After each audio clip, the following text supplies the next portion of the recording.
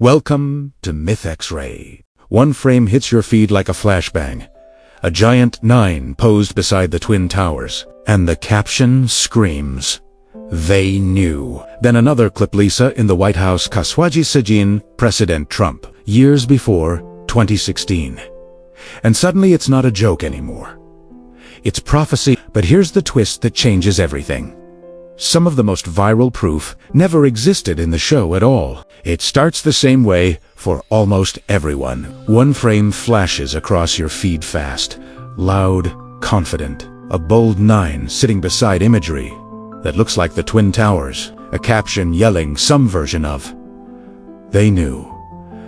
Then the next clip plays. Lisa Simpson in the White House, speaking like it's normal. ND words, President Trump, land like a punch. And just like that, the internet doesn't treat it like comedy.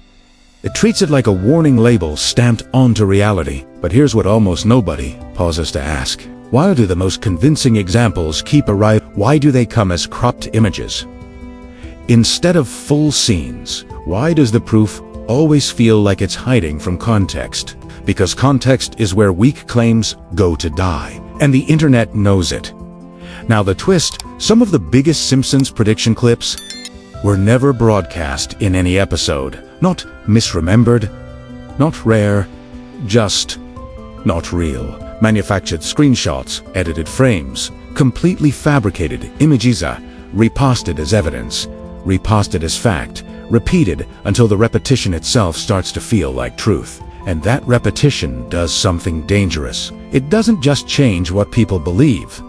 It changes what people remember. This is the part that should bother anyone who thinks they're too smart to get fooled. Because when the same image hits your feed again and again, your brain stops treating it like information. It starts treating it like familiarity. And familiarity is the fastest shortcut to belief. So the real question isn't, did they predict the future? The real question is, who is editing reality in reverse? Who is manufacturing the past frame by frame until it feels like you lived it? And this matters, because the Simpsons predictions myth has become one of the internet's most powerful belief machines. It hijacks nostalgia, it hijacks fear, and it exploits a human reflex that is older than the internet itself. The need to see patterns and swear they mean something. Once someone accepts the idea that a cartoon knows what's coming, everything becomes flexible.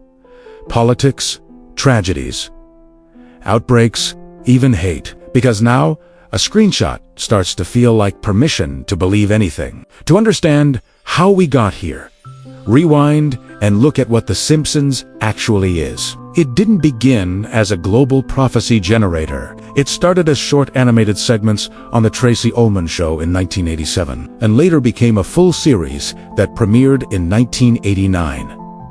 That timeline isn't trivia. It's the engine of the entire myth. Long lifespan means massive volume. Decades of episodes means a flood of material background signs. Blink and do miss it.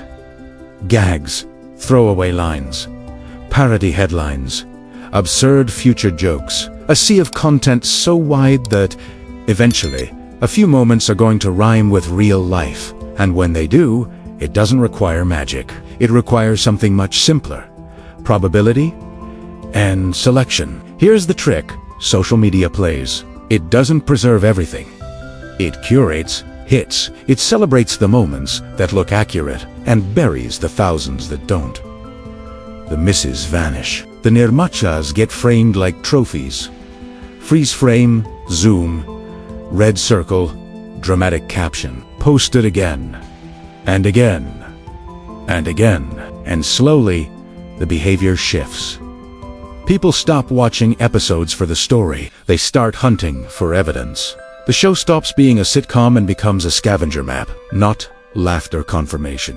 Then the hunt grows bigger than the source. Mislabeled uploads get treated like official clips. Cut frames become the full truth. And eventually, fake scenes flood the pipeline so aggressively that real and fake start wearing the same outfit. So this isn't about vibes. This is about receipts. Start with the example everyone points to because it's the cleanest and because denying it only makes the myth feel stronger. There's an episode that jumps into the future where Lisa becomes president, and she mentions inheriting problems from President Trump. When Donald Trump won in 2016, the internet erupted.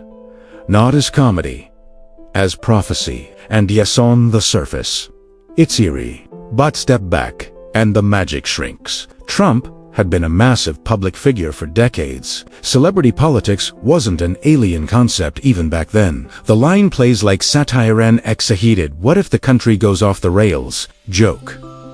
That's what good satire does. It pushes an idea far enough to expose a real anxiety underneath.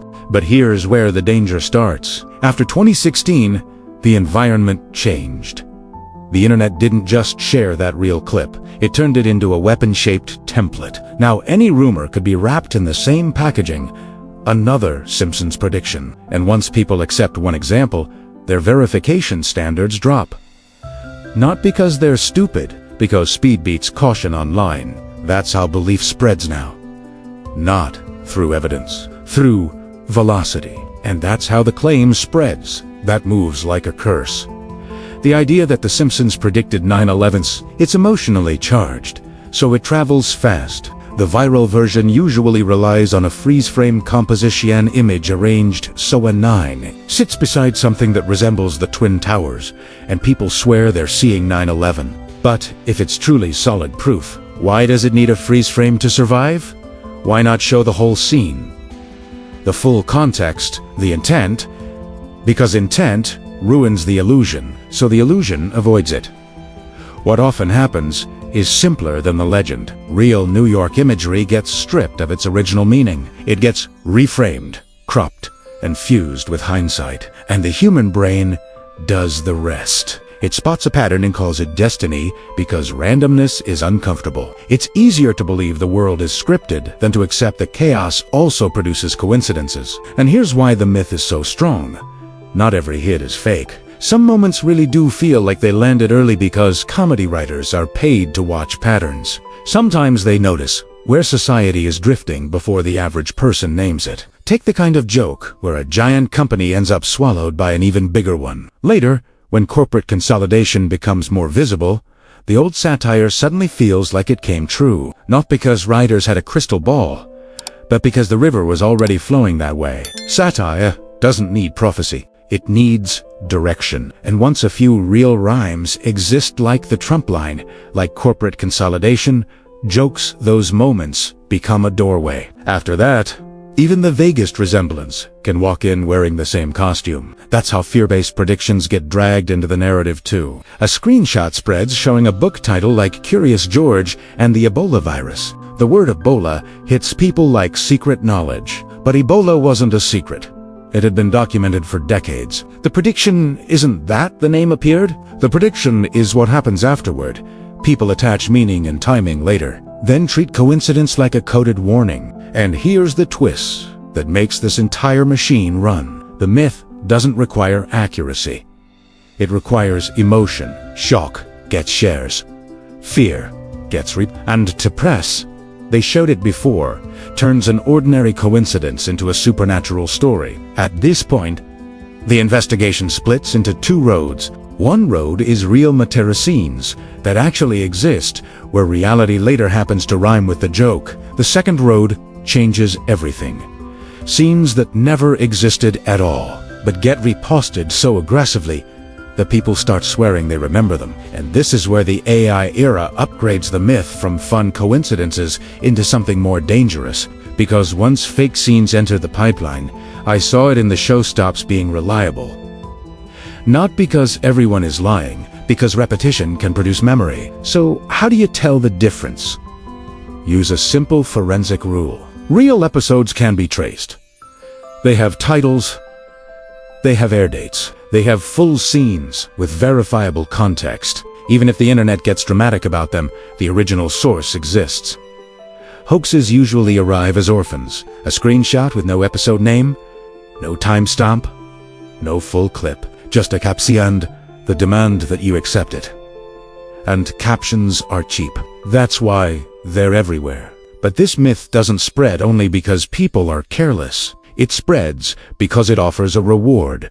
The feeling that chaos has a hidden order behind it. If a cartoon knew, then reality isn't random.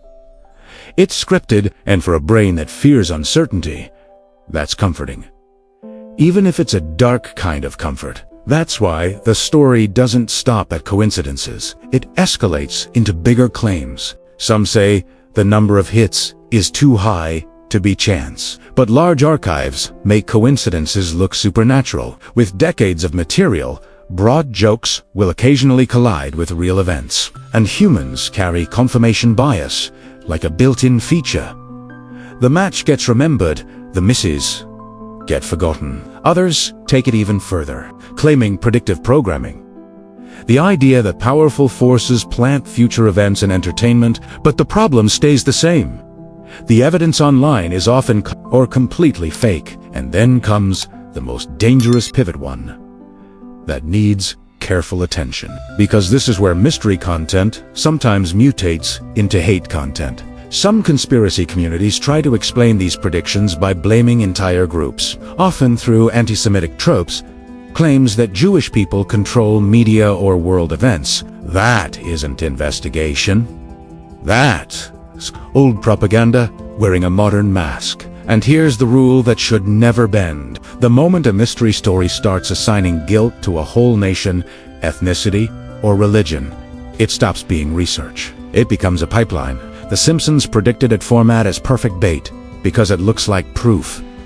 It's visual, it's fast, it bypasses slow thinking. Look at how political predictions spread about specific country partitions. Dramatic claims then disappear the second someone asks for a source. The pattern stays the same. High emotion, low verification. And when fake Simpsons images are easy to manufacture and easy to share, the inability to trace a claim becomes a flashing warning light, not a minor detail. So after all the noise, what's actually left? A few moments are real coincidences, satire, that later happens to rhyme with reality. Some famous predictions are real scenes that got exaggerated beyond recognition through freeze frames and hindsight. And a growing number of viral predictions are edited or fully fabricated, posted so often that familiarity replaces evidence. And once AI enters the room, the rules change. I remember seeing it as no longer proof. Now listen, there are questions that ruin sleep. Not because they're spooky, because they're real. If viral evidence can be faked faster than corrections can spread, how many beliefs are built on scenes that never existed? Why are so many posts terrified of showing full context? How many misses vanish because they don't get clicks? And when prediction becomes political propaganda, who benefits from the confusion? Here's the uncomfortable, freeing point. Underneath all of it, a cartoon doesn't need supernatural powers to look supernatural. Decades of episodes create endless jokes. Reality creates endless headlines, and humans are wired to connect dots, say, especially when an algorithm serves the dots like a story. So the next time a Simpsons predicted image hits your feed, do one thing before belief kicks in. Ask for the source. Episode title, air date, full scene, full context, and if the only response is trust me and a single screenshot, treat it like what it is. A story trying to purchase your certainty. Because in the AI era, the real horror isn't the future. The real horror is fake memories, built on purpose, and delivered right into your feed.